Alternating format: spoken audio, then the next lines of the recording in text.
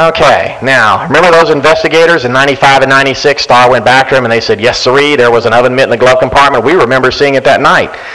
Well, the trouble was they were put under oath in 94, a couple of years before they changed their mind with Starr, and here's what they had to say about the car.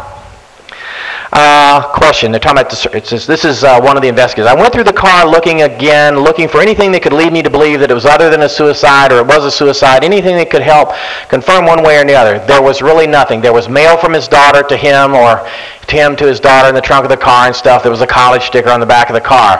Question, what about on the glove compartment? I think they mean in, but anyway, nothing out of the ordinary. I think the vehicle registration was in the glove compartment, and it was. I took that for the time being. They took the registration out of the glove compartment and entered it into evidence. Now, you'll see a photo in a minute that says they had to shovel their way past this giant oven mitt to get there, but they didn't notice the oven mitt. Let's see. Oh, yes, I looked through the whole car. I looked at everything. Next page. Now think if you saw this oven mitt and you looked at the photos and the oven mitts in the photos and you're asked these questions under oath, are you going to mention the oven mitt? I say most normal people would. Here is the other investigator. What else did you see in the car under oath here? As I was saying earlier, the jacket with the wallet and the credentials. There was pictures in the glove box. These are family photos, and sunglasses, a couple of empty cigarette boxes. So we remember empty cigarette boxes, but we don't remember the big oven mitt. Next one. Oh, yeah, we've seen all of this except this little piece, which I didn't blow up. What did you find in the car? I went through the car, found normal stuff in the car, sunglasses, photos, registration. That confirms what the other investigator said. Next one. Still no oven mitt, though. Okay, now, this is a crummy photo, but this is 600 DPI, best way scan. This is all you can suck out of the photocopied photo that's intentionally bad in the record. That is your oven mitt, according to Starr. Maybe that's kind of a thumb.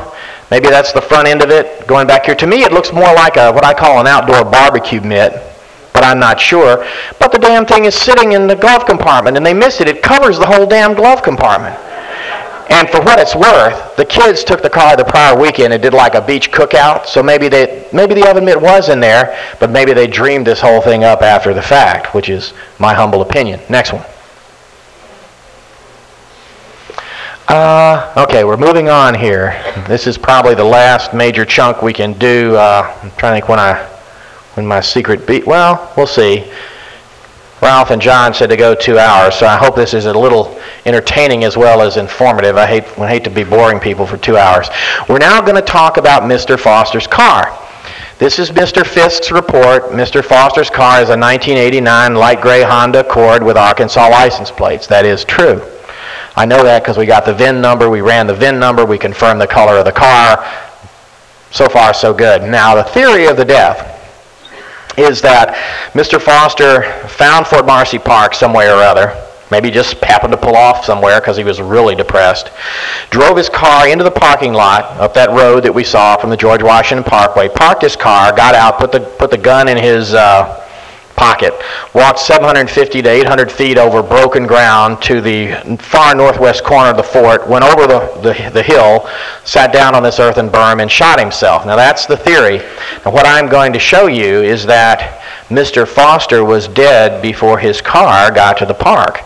Now I think this is pretty dead bang stuff I'm going to show you, but just take a look and see what you see and see if how I put it in context makes sense to you.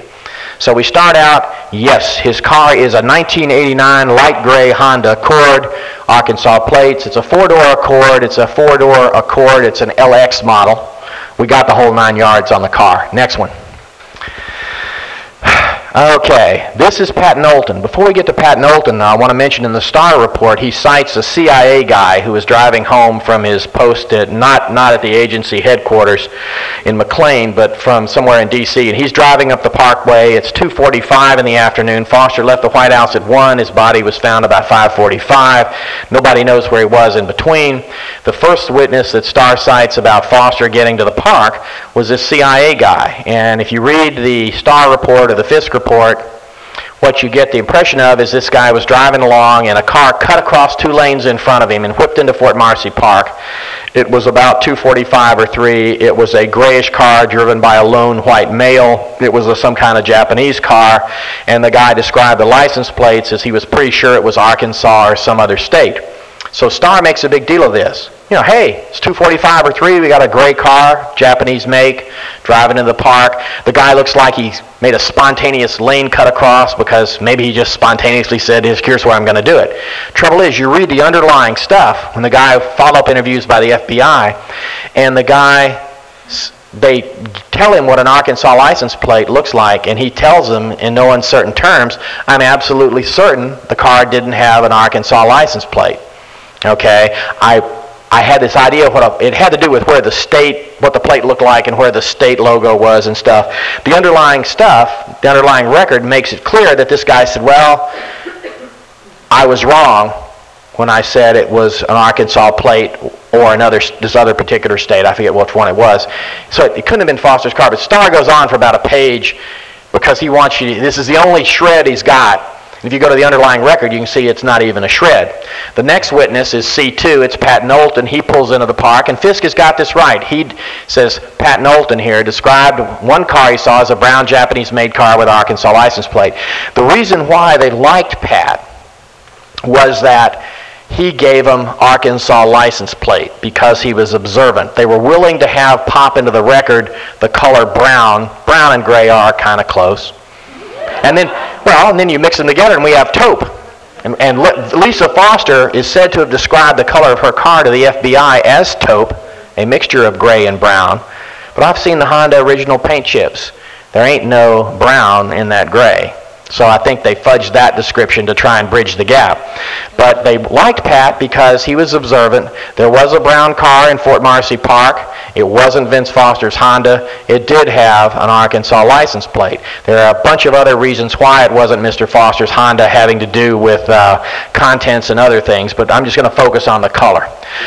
So Pat Knowlton says brown car, Arkansas plates, and Pat was right. It was a brown car, it was Arkansas plates. It was not Mr. Foster's car despite the fact that it did have Arkansas plates. Next one.